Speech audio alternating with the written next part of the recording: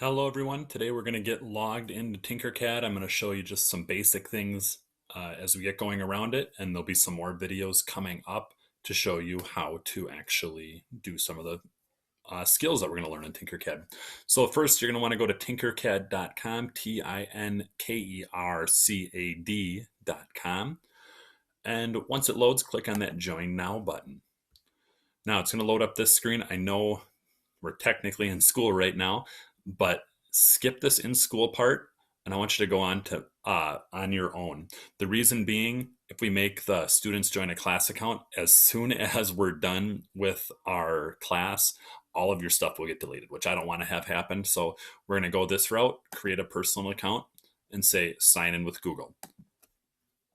Now it's going to load. Mine might just sign me in automatically right here because I already have an account. And it looks like I have to click on some stuff. You'll probably have to do something like this too. And then once you guys get in, you're going to see a slightly different screen than what I have. And you're going to get a pop-up box, I believe, right here saying, do you want to start your introductory lessons, something like that.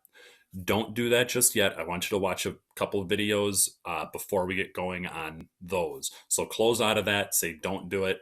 Then I believe you'll have a screen similar to mine, just without all of these